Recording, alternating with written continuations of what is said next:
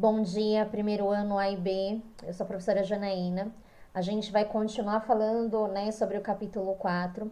E esse material, ele é uma continuação das teorias que a gente viu na segunda-feira.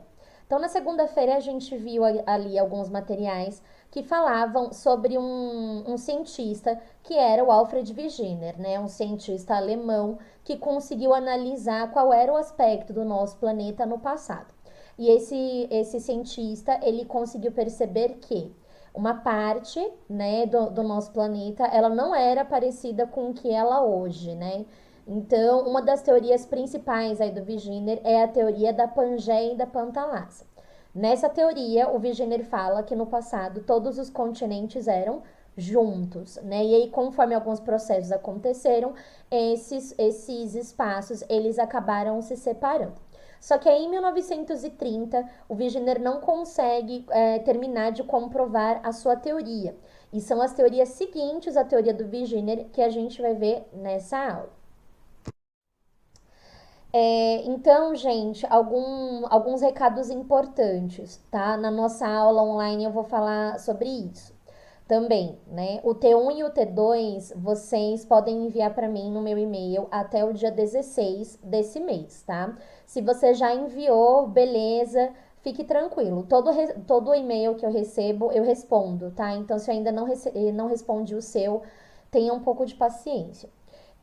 Como eu já falei pra vocês, né, o meu bairro ele é um pouco barulhento. Então, se o meu vizinho gritar pela mãe dele ou o carro do gás passar, desculpa, tá, gente? Então, vamos voltar agora para a matéria, né? Eu vou falar agora, né, sobre alguns fatos que foram comprovados depois das teorias aí do Wegener, que também conseguiu comprovar algumas coisas. Lembrando, né, que nas minhas aulas tem muito meme, faz parte do meu estilo e eu acho que isso deixa a aula um pouco mais de boa, né, nesse período tão nefasto que a gente está vivendo.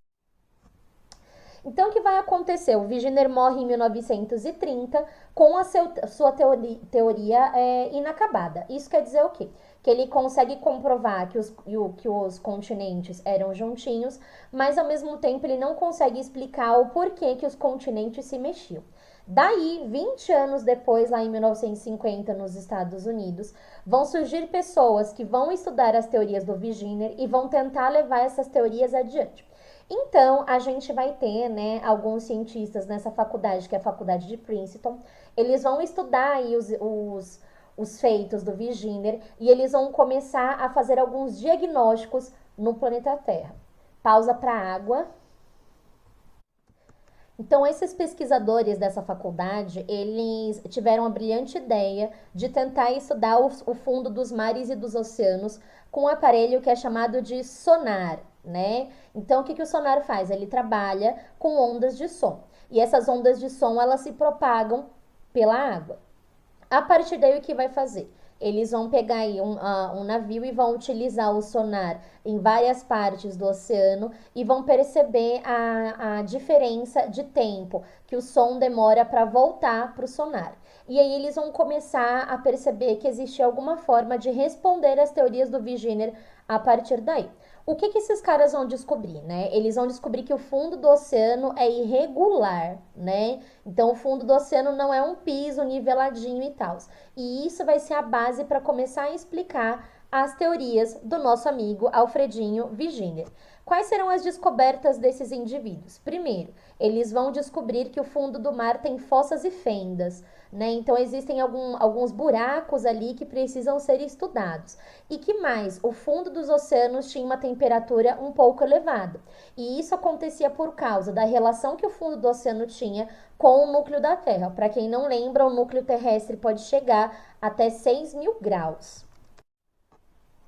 Seguinte, quando a gente fala de fenda, né? O primeiro exemplo que a gente tem é a fenda do biquíni do desenho do Bob Esponja, aqui à esquerda de vocês. Na realidade, essa fenda aqui, que é onde ele mora no abacaxi e não sei o que, ela é uma réplica dessa fenda que tá aqui à direita, ó.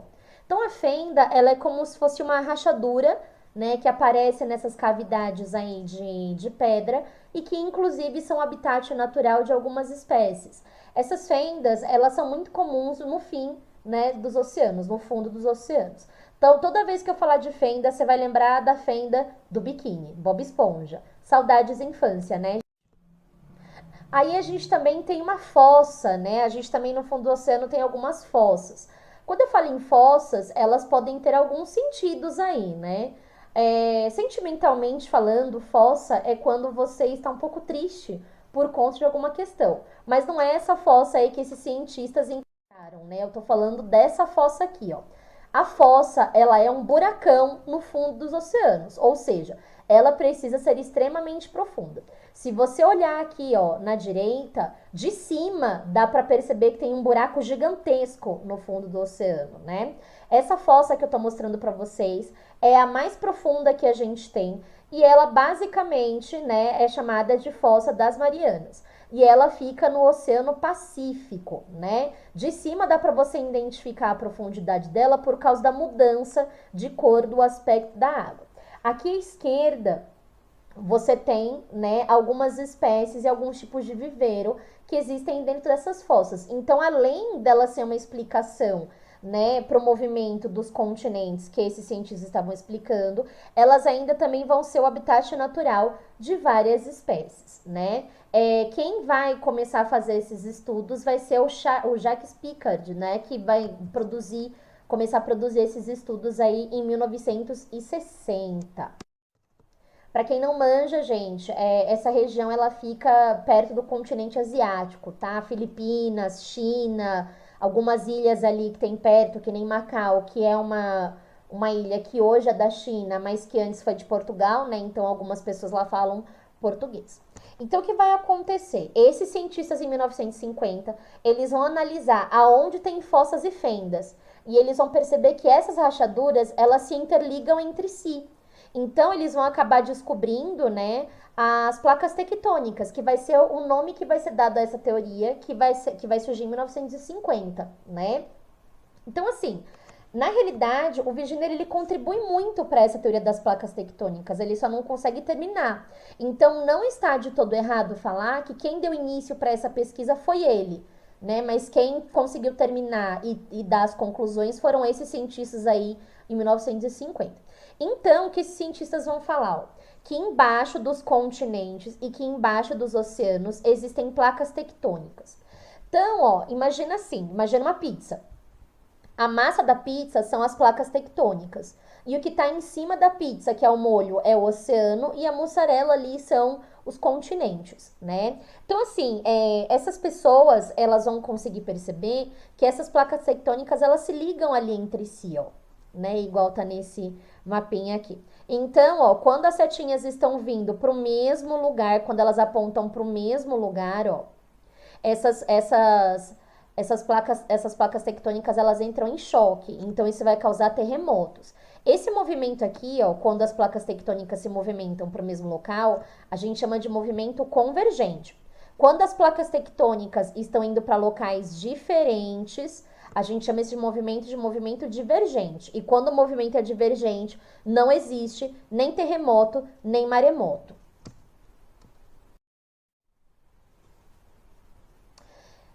Opa, esse slide aqui, ele saiu assim um pouco zoado, né, gente? O que eu queria dizer com esse slide? Eu vou arrumar e vou mandar o slide certinho para vocês, tá?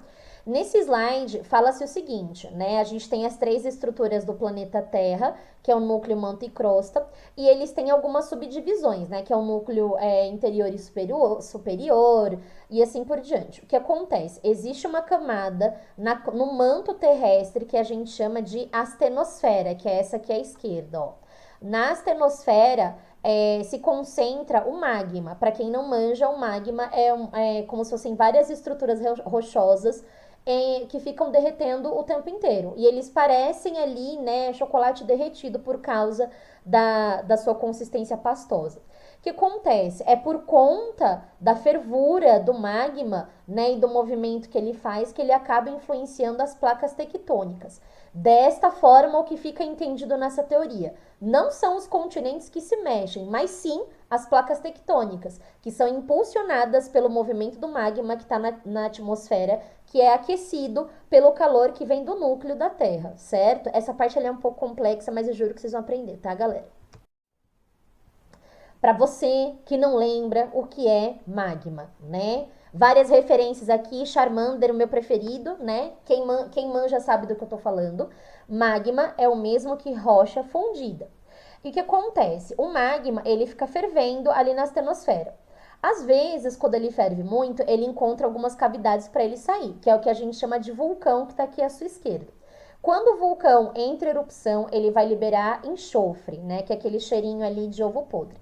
A partir do momento que o vulcão libera enxofre, a gente vai ter algumas explosões e dentro dessas explosões vai sair o magma do vulcão. E esse magma vai secar e vai dar origem aí a um novo formato do vulcão.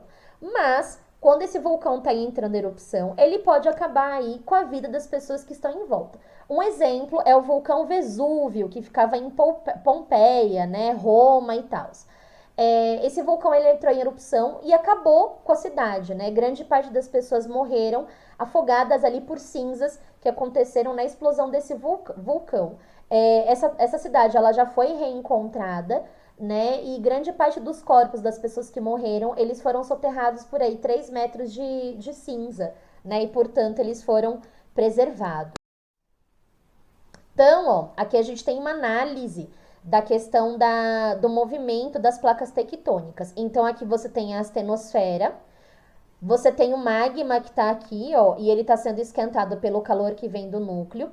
E por conta desse movimento de fervor aqui, ó, quando o movimento é convergente, as placas tectônicas se chocam. Aí você tem terremoto e maremoto. Quando as placas tectônicas estão se mexendo para sentidos contrários, esse movimento é divergente. Aí nesse movimento não acontece nenhum desastre natural. Então aqui tá a colinha para vocês, ó. Divergente se afasta, convergente se aproxima. Seguinte, gente, o calor que vem do magma, ele vem basicamente do coração do nosso planeta, né? Alguns estudos já comprovaram que o núcleo, né, ele pode chegar até 6.000 graus, ele pode ultrapassar isso com muita facilidade, né? Então ele pode ser considerado aí como o coração do nosso planeta.